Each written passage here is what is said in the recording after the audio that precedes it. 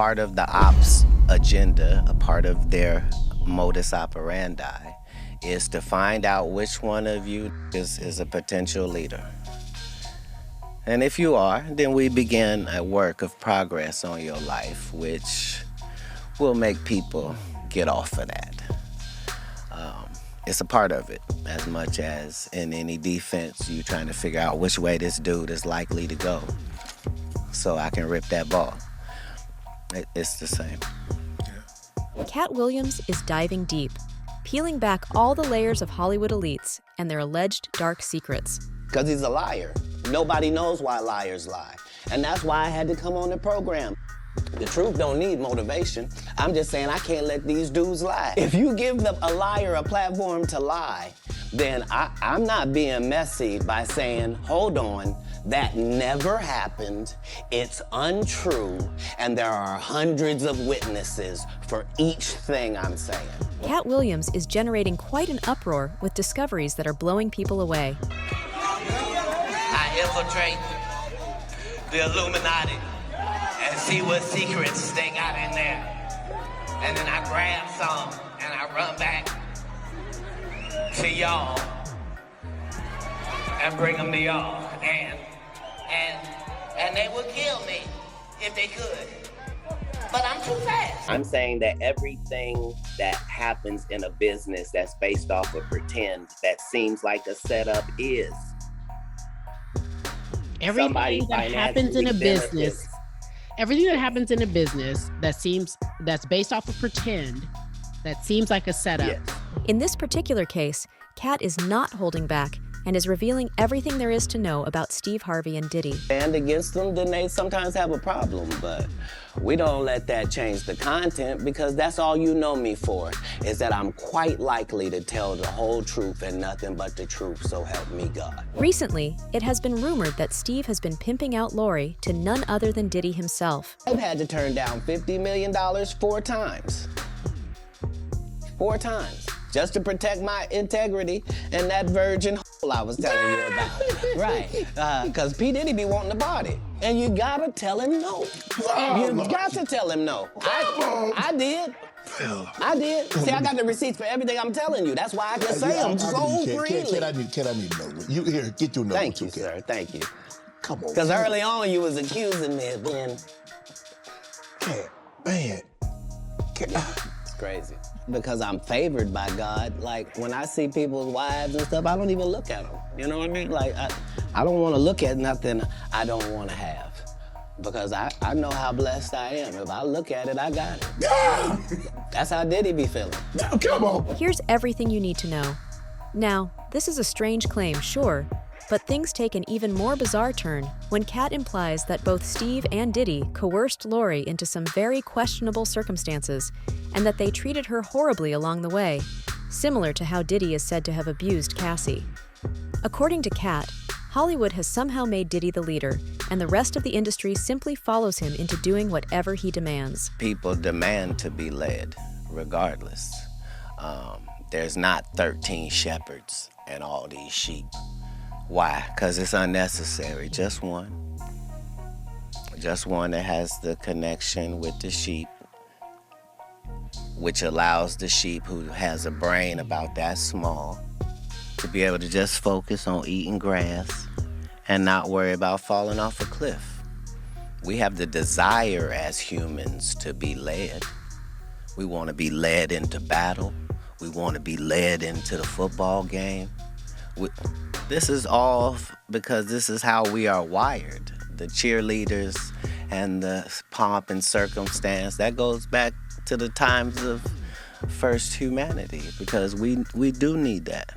Of course, with everything that went down between Cassie, Kim Porter, and Diddy, we know that there are multiple witnesses to that particular time and rumors, all of whom belong to Diddy's close circle. The incident that I found out about Puff and Kim Porter, I was called by Kirk Burrows and Paul. It was Kirk Burrows, I think. And I had to go over to, Puff didn't have no security. He was over St. Luke's Hospital. Him and Kim had got into an incident where she had took a corkscrew and cut his wrist, his right wrist. So I was asked to go over there And right then, I found out that they had an altercation. Kim looked like she was bruised up, and Puff had his wrist wrapped up in a t-shirt that was constantly, there was just blood everywhere. And come to find out, she had cut, I think probably an artery or something in his wrist with a corkscrew. So that's the first altercation I know of Kim and Puff having a certain situation. Cassie's story is Kim's story. Cassie's book is Kim's book. Bro, when y'all look at this thing and saying force, y'all think that he probably threatened to beat her, threatened to do something like that. That ain't what force is. It could come from the mentality. Yo, he put her in a certain position, in a certain situation, in a certain time in her life. You understand what I'm saying? That she saw no way out other than doing what he told her to do. He had mentally controlled her. It's like a pimp. Diddy had pimp potential. He had her mind messed up where it controlled her. She felt no way out. She felt like if she walked out the door, he wasn't gonna do the music no more. If she went somewhere or she ran and didn't want to do that, their relationship not only would have been over, he would have painted a picture that nobody else in the industry would have dealt with her. I seen him do it before. I seen him even tell people on the phone before, like, yo, like he did Wendy Williams. Meanwhile, even though Diddy is not the type of person to take things lightly, it appears that he is becoming tired of Katt prying into his personal life. Rumors are going around that Diddy may have gone to great lengths to put a hit out into the world about Katt, and we know how that is going to play out given Diddy's history with Tupac and Biggie. Man, you would get 100 people in the room, and out of the 100 people, probably 3 would say it was all right for Big to be in LA. 97% of those people would say he had no business in LA at that time. We all knew that. Why would Puff rent studio time? Come on, man, look. You gotta look at what people do, man. You know Pac just got killed. It ain't no kind of business Big was doing. Big couldn't even walk, he couldn't run. They was pushing him around in a wheelchair, brother. Why the hell would you rent studio time in LA for him to finish your album when in fact you got your own studio at Daddy's house? The claimed success, on the other hand, turned out to be a huge failure, and now Katt is using this opportunity to get Diddy to do what he wants. Williams is currently making his presence known, criticizing Diddy and exposing him for allegedly seeking to remove him from the frame of reference. If you ask all of the people that didn't make it to the NBA, if you ask them if we just lowered the goal down another foot, they all tell you they make it. Mm-hmm. Nobody likes the out of bounds, but the out of bounds gotta be there, or you'll run up in the stands, right? Mm. So some of these things are for the benefit of everything.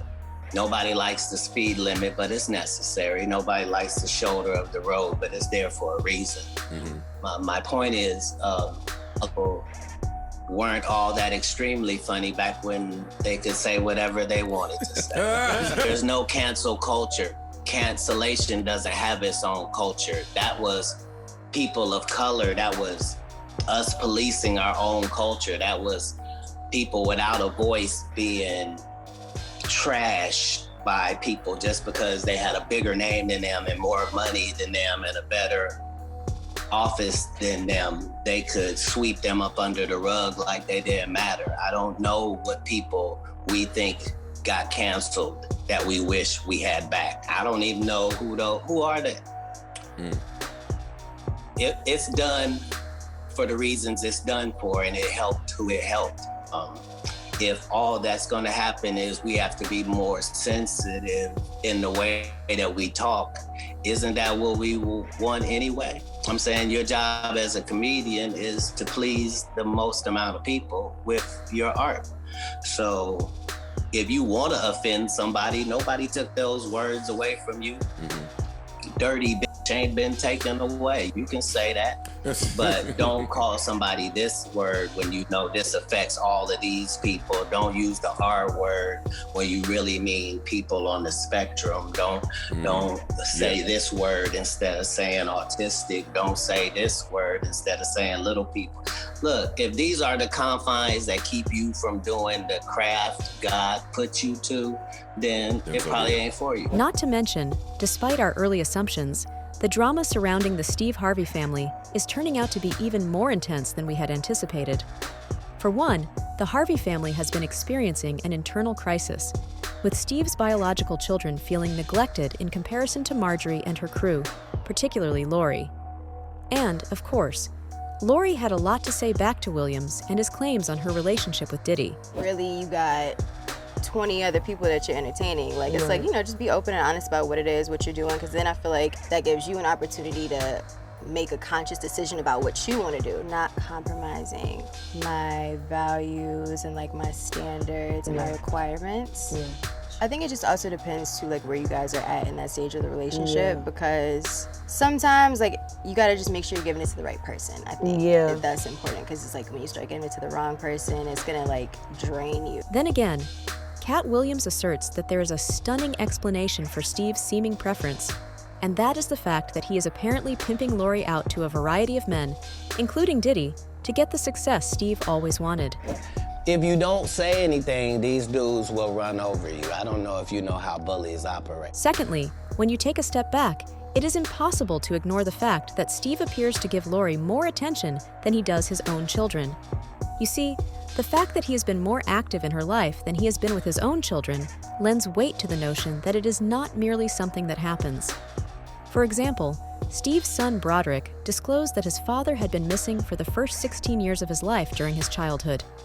Broderick explained, "I didn't really have my dad full-time into my life until I was 16. Meanwhile, it has been reported that Steve did not even show up to the high school graduation ceremony of his twins. Firsthand, I didn't really have my dad full-time into my life until I was 16, right? They were moving to Atlanta and they said, hey, Broderick, we want you to move with us because we really want to bring this family together. Now, in my mind, I've been living in Cleveland my whole life. I've been living with my mom. It's been me and my mom. That's it. In the back of my mind, I'm like, no, it's going to hurt my mom. But at 16, I knew that's what I needed as a man. Oh, why are you going? He hasn't been here. He wasn't here 16 years. Now, when it came to Lori, Steve was completely involved in her life and took her on numerous father-daughter outings. Reports are making the rounds that he counseled her on a variety of issues, including relationships when they were out together. Of course, it was revealed that Steve's biological daughters, particularly the twins, were not pleased with the fact that Lori was receiving all of the attention to herself. But currently, it is said that such particular father-daughter dates were more than just quality time. There was also some secret coaching that took place during those dates. Couple of things, man. I'm so protective of her because I know what she up against, but she's always wanted to be a business person. And so, you watch your kids grow and develop, you watch them learn, they make mistakes, as we all do. But what Lori did was, she just always asked me a question. Dad, what's it like for this? What's it like for that? There are rumors going around that Steve, in an attempt to advance his own agenda, cultivated Lori to get an advantage. According to reports, the children, who were fed up with Lori's favoritism, resisted. And then it happened. Diddy, who is known for being ambitious and acquiring every woman he sees, entered the picture after Lori was allegedly groomed. Women saying that he was abusive, women saying that they raped him, women saying that he drugged them. If you learn things like that from the people that you're around, the people that you hold high regards to, then you're gonna become what they were. And with the fact that you taking drugs and everything now, it'll go rapid on you. In the meantime, to further blur the lines, comedian Katt Williams believes that Steve Harvey's personal life is an example of control and controversy, particularly concerning his connections within the family. Steve, on the other hand, believes Katt is simply spreading hate. If there's a person in your life that's negative, why are you wasting your time with that person? You're not going to change them. People have to want to change. It's not about you changing people. The person that you think requires changing has to see themselves as needing change. I can't tell you how many times I've wasted trying to help change a person that saw nothing about themselves that needed changing. Williams says that Harvey has maintained a firm grasp on his family, showing a clear preference for Marjorie's daughter, Lori, and leaving his remaining biological children with the impression that they have been ignored throughout this process. This tendency, according to Williams, extends beyond simple preference and includes charges that Steve engaged in illegal acts, such as pimping out Lori to influential individuals like Diddy. For now, Harvey has denied all such claims, calling Williams out on his jealousy and resentment against the TV show host. Everybody got haters. I got more hate. I didn't even know I had these many haters. Till I go on the internet, there they are. They just waiting on me. They don't even know me. They don't know you. They just be saying stuff. You don't even know where it come from.